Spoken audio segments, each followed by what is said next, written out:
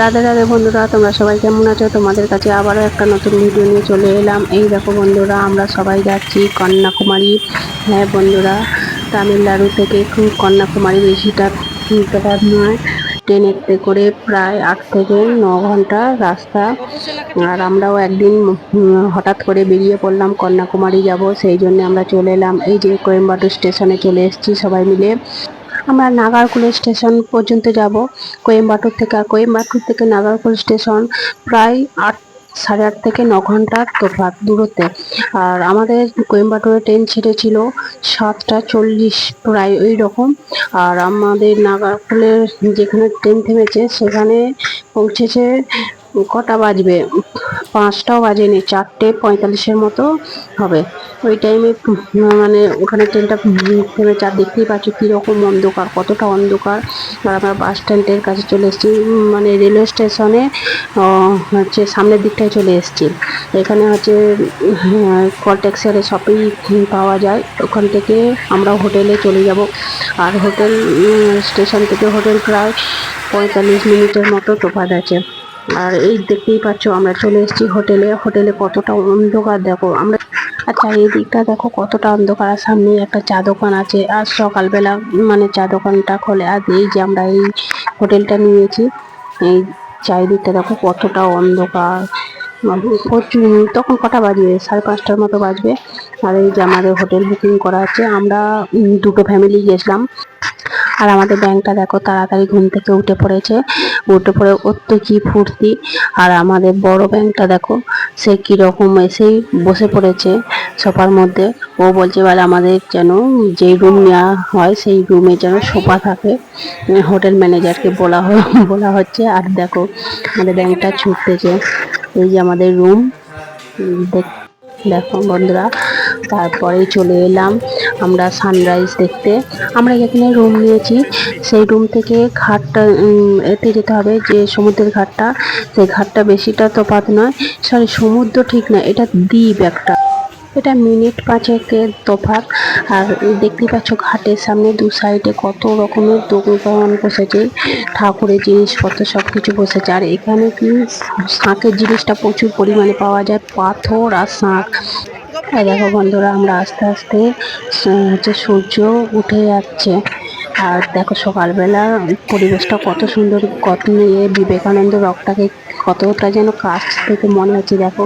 আর tubewell রকটাও পাশাপাশি আছে। এই যে টিউবওয়েল রক আর বিবেকানন্দ রক, আমি এসেছিলাম এরও আগে। তখন টিউবওয়েল রকটা হচ্ছে ওপেন হয়নি। এবারে এসে ওখানে তো যাওয়া হবেই। দেখতে থাকো। আর এই যে সূর্য উঠছে, কি দারুণ দেখতে লাগবে। এই যে চারিদিকে দোকানগুলো দেখো, তোমরা দেখতে থাকো, বেশ ভালোই লাগবে। তারপরে সকালবেলা ব্রেকফাস্ট আরে করে হচ্ছে সব স্নান করার জন্য ড্রেস ফ্রেস পরে চলে এলাম। এই যে ঘাটের গেট এটা। আমরা যখন এর আগের বারে এসেছিলাম এই ঘাটের গেটটা ছিল না। আমরা অনেক দিন আগে এসেছিলাম।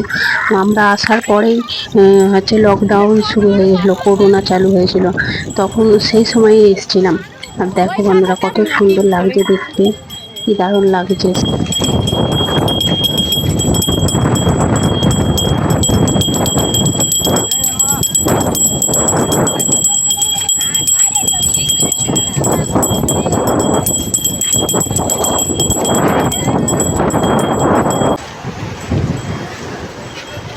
এই ছোটর বুট ভিজে যাবে, ছোট বুট খোল। দাঁড়া দাঁড়া। এই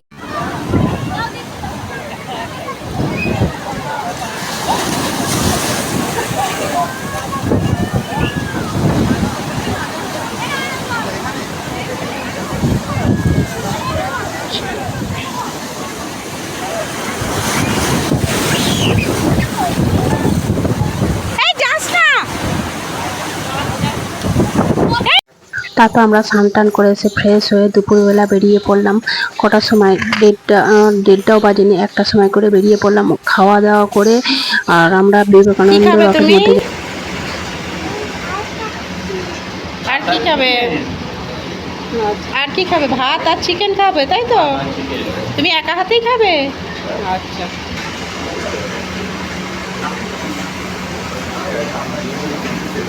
এই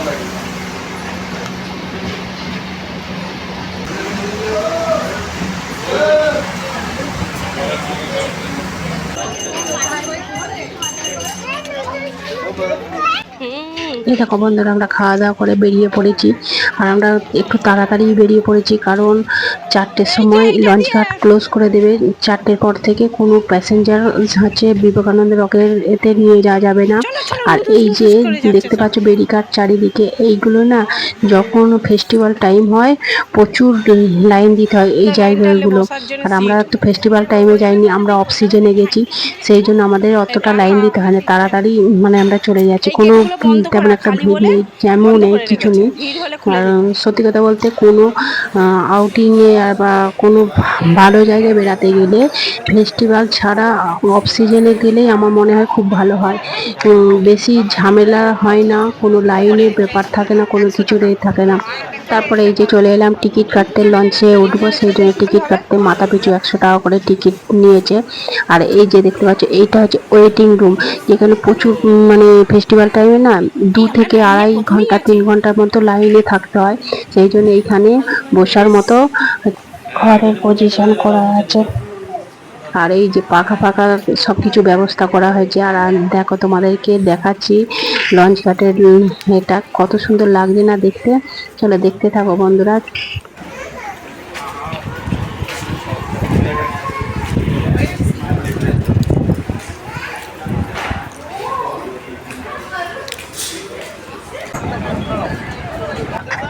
এই যে আমরা সবাই মিলে লঞ্চে বসে পড়েছি, দেখো বেশ ভালোই রোদ লাগছে। আমরা কটার সময় তখন উঠেছি, 3টের মতো বাজে, 2:30 থেকে 3টে হবে। আর দেখো বন্ধুরা কি দারুণ লাগছে না, লুকটা খালি দেখো কি ব্যাপক লাগছে দেখতে।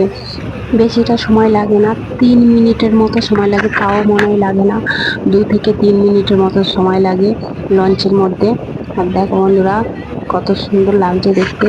আর এইখানে কি বলতো, 4টের পর সমস্ত কিছু মানে লঞ্চের ঘাট মানে বিবেকানন্দ রকে যারা যাত্রীরা আসবে তাদের সব কিছু ক্লোজ করে দেয়। আর 5টা বাজবে না এখান বিবেকানন্দ রকে মানে গেট ফেট সব বন্ধ করে দেবে, এখান থেকে ওই পারে করে দেবে সবাইকে। আর দেখো এখানে হচ্ছে জুতো জমা দিতে হবে, আর জুতো জমা দেওয়ার জন্য হচ্ছে মাথা পিছু 30 টাকা করে নিয়েছে। আর দেখো বেশ ভালোই লাগছে, কি সুন্দর লাগছে। আমরা যখন এসেছিলাম এই সামনের এগুলো করেনি, জুতো রাখার হচ্ছে জন্য যে টিকিট কাউন্টার আর এইগুলো ছিল না, এখন সব নতুন, যত দিন যাচ্ছে সব নতুনত্ব করছে। দেখো আমরা বিবেকানন্দ রকে এসেছি। আর এখানে কিরকম বাতাস বইছে দেখো, এত মানে বাতাস বইছে, কিছুক্ষণ থাকলেই না ঠান্ডা লেগে যাবে। আর প্রচুর পরিমাণে বাতাস বইছে, বাতাস হওয়ার সাউন্ডটা দেখা।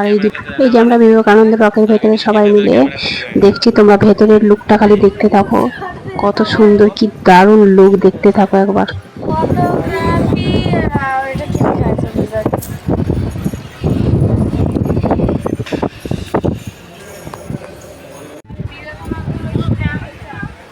এই যে এখানে স্বামী বিবেকানন্দের জীবন কাহিনী তার বইয়ের মাধ্যমে সবকিছু লেখা আছে। আর তার বইপত্র সব এখানে কিনতে পাওয়া যায়। যে স্বামী বিবেকানন্দের যে রকটা আছে তার পাশেই ছোট ছোট অনেক দোকান আছে, শুধু এখানে বই স্বামী বিবেকানন্দের সম্বন্ধে তার জীবন কাহিনী সবকিছু বইয়ের মাধ্যমেই লেখা আছে, সবকিছু এখানে তার হচ্ছে বইগুলো পাওয়া যায়।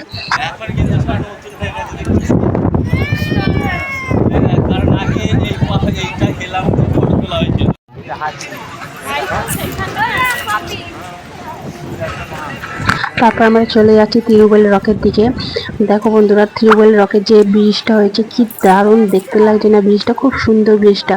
আর এখানে যে মানে এই যে ব্রিজের এখান থেকে পুরো রক পর্যন্ত যেতে পুরো কাঁচের উপর দিয়ে হাঁটতে হয়। আমি কখনো জীবনে কাঁচের উপর দিয়ে হাঁটিনি, এই ফার্স্ট টাইম হাঁটছি। আর আমার এতটা পরিমাণে ভয় লাগছে, আমি কখনো কাঁচের মধ্যে হাঁটিনি। আমার খালি মনে হচ্ছে যেন আমি ভেঙে এই যে জলের মধ্যে পড়ে যাব। আর কতটা ধীরে ধীরে মানে পাটা ফেলতেছি, প্রচুর পরিমাণে ভয় লাগছে। যেমন সেই নাগরদোলায় উঠলে নাগরদোলা থেকে নিচের দিকে নামলে যেরকম শরীরটা খুব হালকা হয়ে যায়, সেই রকমই লাগছে। আর দেখো, দেখতে থাকো দূর থেকে হচ্ছে এটা এটা হচ্ছে তিরুবেল রক। দূর থেকে পুরোটা ভালোভাবে দেখা যায়, কিন্তু কাছে এলে না অনেকটা উপর দিকে মাথাটাকে উঁচু করে দেখতে হয়। আর এই যে কতটা খাড়াই সিঁড়ি ওপরে উঠতে গেলে, রকের উপরে আমরা একেবারে কতটা উঁচুতে উঠে পড়েছি। সত্যি কথা বলতে ওপরে উঠতে এতটা কষ্ট হয়, সিঁড়িগুলোতে এক নম্বর খাড়ায়, আরো অনেকটা হাই। যখন সমুদ্র থেকে স্বামী বিবেকানন্দের রকের মধ্যে যাই, তখন হচ্ছে কতটা আমাদের যেন মনে হয় যে কতটা হাইটে আছি। বা সেই স্বামী বিবেকানন্দের রক থেকে যখন তিরুবেল রকে আসি, সেখানে কতটা আমরা হাইটে উঠেছি দেখতেই পাচ্ছ তোমরা সবাই। হচ্ছে স্বামী বিবেকানন্দের রকটা কতটা ছোট লাগছে। আর মানুষগুলো খালি দেখো কতটা ছোট ছোট মানুষ লাগছে। তিরুবেলের রকটা কতটা হাইট, কতটা বড়। তার পায়ে বুড়ো আঙুলগুলো দেখো একটা মানুষের মতো। আর নিচে থেকে তো উপরে দেখাই যাচ্ছে না। স্ট্যাচুটা করেছি, বিশাল বড় স্ট্যাচু। আমরা যে কন্যাকুমারী এসেছি, কন্যাকুমারীর সাইড সিনগুলো দেখেছি। তোমাদের কাছে বন্ধুরা একটা ভিডিওর মধ্যে সম্পূর্ণটা তুলে ধরা সম্ভব হচ্ছে না। এটা প্রথম দিনের ভিডিও, দ্বিতীয় দিনের ভিডিওটা এর পরের দিন ছাড়ছি, তোমরা অবশ্যই দেখতে থাকো। আর এই দেখো বন্ধুরা, রাত্রির হয়ে গেছে। রাত্রিরে আমরা হোটেলে ঢুকেছি, হোটেলে খাওয়া দাওয়া করে এই যে ঘুমিয়ে পড়বো। তারপরের দিনে হচ্ছে সকালবেলা উঠে পড়বো। কারণ আমরা হোটেলে যখন ঢুকেছি, আজকে যেই সময় ঢুকেছি, কালকে আমাকে সেই সময় হোটেল ছেড়ে দিতে হবে। তার মানে বুঝতে পারছি আমরা কতটা ভোরবেলা হোটেলে ঢুকেছিলাম, আর কালকে আমরা কতটা ভোরে হোটেল থেকে বেরিয়ে যাব। আর খুব তাড়াতাড়ি বেরিয়ে যাব, গিয়ে আর সাইট সিনগুলোও আমাদের ঘুরতে, কেরালার দিকে যাব। চলো তোমরা ভিডিওটা দেখতে থাকো।